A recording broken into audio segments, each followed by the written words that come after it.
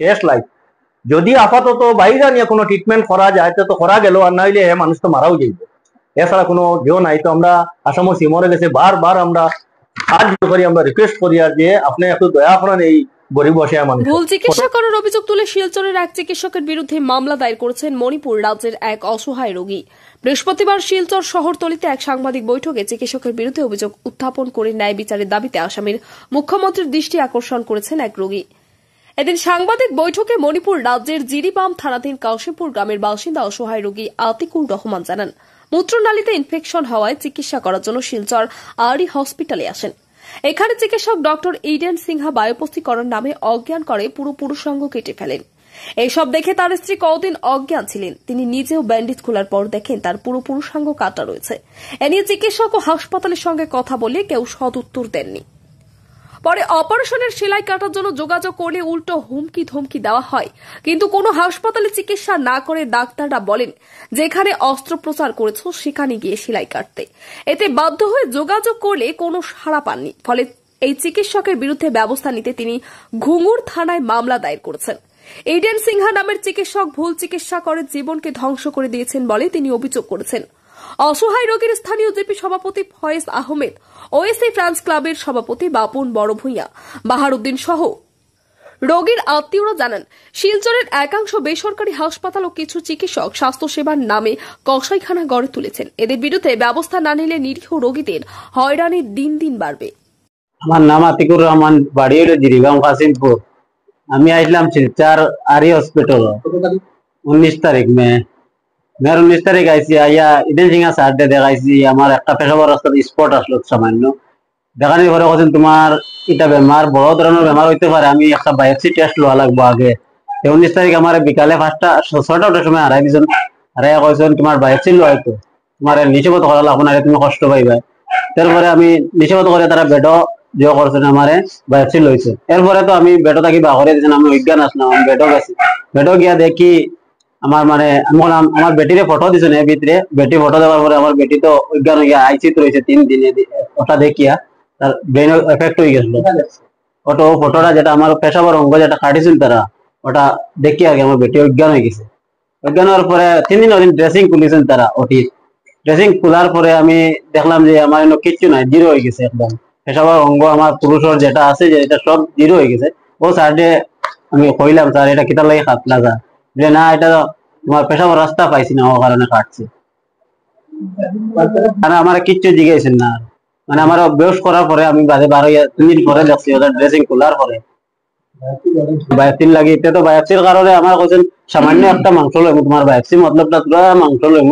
মাংস লইয়া তোমার 4 দিন তুমি বড় যাইবা গিয়া। এরপরে তো আমার একদিন তারা যে কইলা ও ইনজেকশন মারার পরে বায়োপসি লওয়ার পরে এখন আমার সবটা নাই, জিরো দেখছি। দেওয়ার পরে তো আমি কইলাম আমি কল করছি, ফোন সুইচ অফ হয়। তারা মেডিকেল যে করছি আইসি আর অসুখ করে একটা ছেলে তানে আমি কইলাম স্যার, স্যার তো নাই, স্যার মুম্বাই, স্যারের বোর ক্যান্সার হয়ে গেছে, তুমি বারবার আও কিতালে বারবার ডিস্টার্ব করো, কারণে কল করলে ওলা হয় না আমারে। এরপরে স্যার দিয়ে আমি SMS রিপ্লাই বেজান SMS করছি, এটা রিপ্লাই দিচ্ছেন না। লাস্ট একদিন রিপ্লাই দিচ্ছেন জুনের মাঝে, জুননি কি মানে কি প্রায় ধরো 15-20 দিন পরে আমার রিপ্লাই দিচ্ছেন। যে ওই সময় আমার কইছেন ঠিক আছে আমার বোর ক্যান্সার হয়েছে, আমি আইয়া তুমি বারবার হাওলি আমার আও কিতার লাগে, আইয়া ডিস্টার্ব দ্বারা কিতার লাগে, ঠিক আছে আইয়া কত হইব, আইবার সময় তোমার পুরা গোষ্ঠী লইয়া আইও ওলা কইছেন। হওয়ার পরে তো আমি আর আমার এখন কোষ ফুলিয়া প্রথমটা হয়ে গেছে, কোষ সোসাইটি একটা গোটা হয়েছে, সোসাইটি একটা হয়েছে, 2টা গোটা হয়েছে, আমার পাওয়া একটা এফেক্ট হয়েছে। খাওয়ার লইয়া আমি হাঁটতে পারি না, বইতে পারি না, বেদনা হয়ে যায়। আবার এটা আবো আছে, ব্যাগও আছে, এখনো ব্যাগও লাগাইল আছে। এটা সব খুলিয়া আছে, অন্য মেডিকেল গেলেও আমার লয় না, খুলিয়া দেয় না, যেখানে করছো তুমি ওখানে যাও।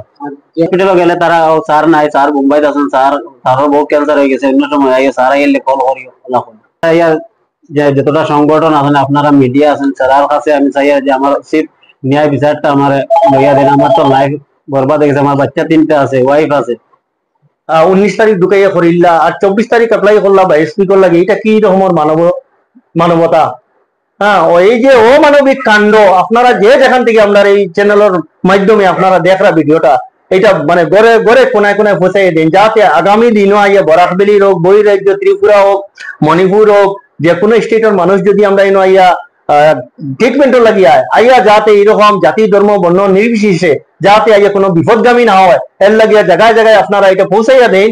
আর আমি মিডিয়ার বাইরের কাছে অশেষ ধন্যবাদ দিয়া তারা আমরা লোক অপারেশন করার লাগিয়া এই রকম যে পেশেন্টরে গরিব বসে মানুষের যে তারা যে পৌঁছাইয়া দেয় সরকারের সামনে কি মানুষের জনসাধারণের সামনে পৌঁছাই দেওয়া লাগে আমরা মিডিয়ার সে যখন জানছে টের মাঝে করিয়া নিয়ে তার পেনিসটা তার যৌবনাঙ্গটা টের মাঝে খাটা অবস্থা একদম এই পুরা পেনিসের মাঝে অতটুকু খাটা জ্বরের মাঝে এটা নিয়ে যখন প্লেটের মাঝে আনা হয়েছে এটা ফটো আমরা আপনারা মিডিয়ার মাধ্যমে দিয়া দিব পেনিস খাটার ফটোটা।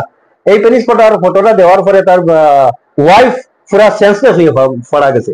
তারা জানতেও পারছে না বুঝতেও পারছে না যে তারা নিয়ে যে অতি তারা নিয়ে যে পেনিস কাটা হয়ে যার যৌবনাঙ্গ কাটা হওয়ার এটা তারা বুঝতেও পারছে না। 22 ফিটর একটা ছোট টুকরা লাগে একটা অংশ লাগে আমরা যতটুকু জানি আরো বিভিন্ন ডাক্তারের লগে আমরা যোগাযোগ করছি ফটাফট একটা ছোট টুকরা লাগে এটা 19 তারিখ নেওয়ার কথা অটির ঢুকাইয়া খাটিয়ে দিল। তারপরে তার বিল আইছে 31,000 টাকা। এই গরিব বসে মানুষ 31,000 টাকা পূরণ করছে তার জমিন জায়গা বেচিয়া গরু মহিষ বেচিয়া।